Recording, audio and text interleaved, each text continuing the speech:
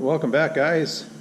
Working on this Detroit 6V71 and getting it ready to start. And I just wanted to cover Runaways on Detroits. There's lots of questions and lots of misleading information. And I get a lot of questions myself about my 453T and be careful you don't get a runaway and all this other stuff. So I thought I'd cover this just to explain it a little clearer and why they run away. It's been overhauled in 1995, but it hasn't been started since. So if you were an unsuspecting customer or you wanted to get the engine started, you'd probably hook up the fuel to it and start turning it over. And the problem with this is the racks are frozen. So you see the little fingers on the injectors don't move. So they're frozen in the open position. So when you shut down a Detroit, it automatically shuts it off in full fuel position. So these injectors right now are in the full fuel position. So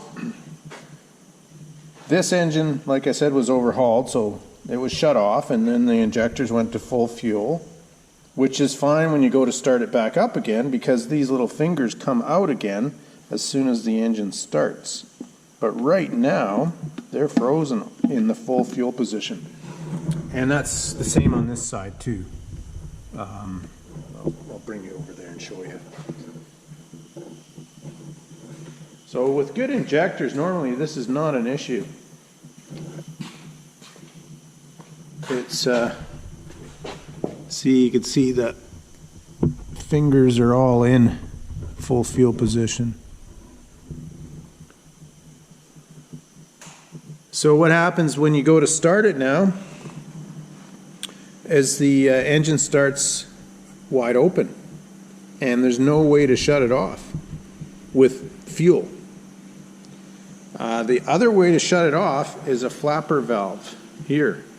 So if you have a runaway, there's a flapper valve on here, I'll show you on the bench, and that closes and blocks the air to the engine. So you don't have air, you don't have combustion.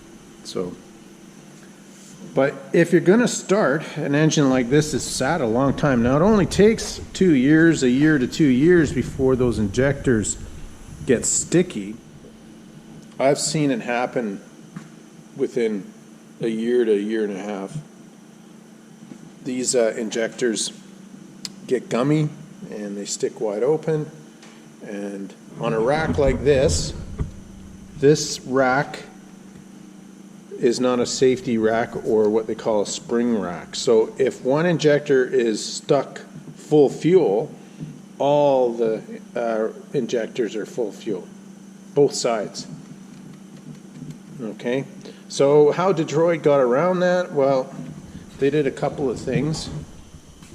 They made what's called a spring rack. And I'll set you down for this. So on the later models in the 70s, this rack here, throttle tube, if one injector sticks like this, the other three still operate normally. So you're going to have one stuck injector, but you're not going to have a runaway. So that's the modern throttle tube or spring rack. I was mentioning that air flapper. Well, this is it here. So normally it's in the open position and armed, and then you have a cable, and then you pull on it, and as soon as you do that, it closes the flapper and it shuts the air off to the engine.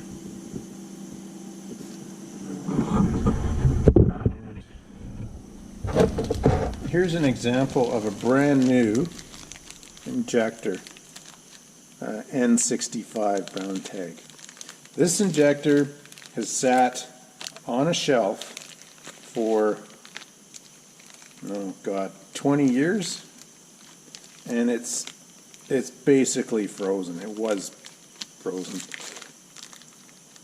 So you would have to lube this up and it'll free up. So I'll do another video when I pull these injectors out of how to free the injectors out. So that's how they run away. These ones here, if one injector's stuck, they're all stuck wide open. So before you attempt to start one of these engines after it's been stored for a long time, pull the valve covers off and make sure the rack moves. This one's frozen, but make sure these fingers move in and out freely. And I'll show you that when I finish pulling these injectors out and freeing them up. So I hope that helps. I've made comments on my videos to say, look, this engine won't run away. They changed this style of rack in the 70s sometime to the spring rack. And then they got away with the flapper. No more flappers on the engines because, again, the chances of a healthy engine having stuck injectors is pretty slim. So on this rack, I expect all the injectors to be seized. But if you think it's just one injector out of the three on there, you can loosen this off. All right, so that one, you see, is free.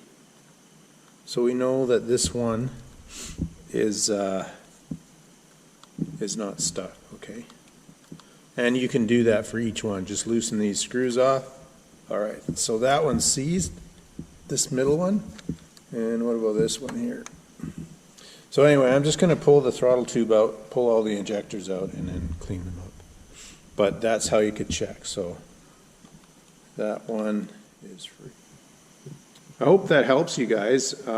So if you're going to start one of these engines, make sure you pull the valve covers off and make sure the rack's free. And then you won't have a runaway. And like this engine here, all the injectors are stuck wide open. So I'm going to pull all the injectors out and free them up. And I'll make a video on that as well. So I've got the starter on this engine now. I've got the governor spring in. And I just have to hook up the fuel pump, the fuel, free up these injectors, and I should be able to start it. So pretty excited. Anyway, thanks for watching, guys, and stay tuned for further updates. Like I said, I'll pull these injectors out and free them up and do a video on that. They're very stout injectors and very easy to free up. So thanks again for watching, and take care.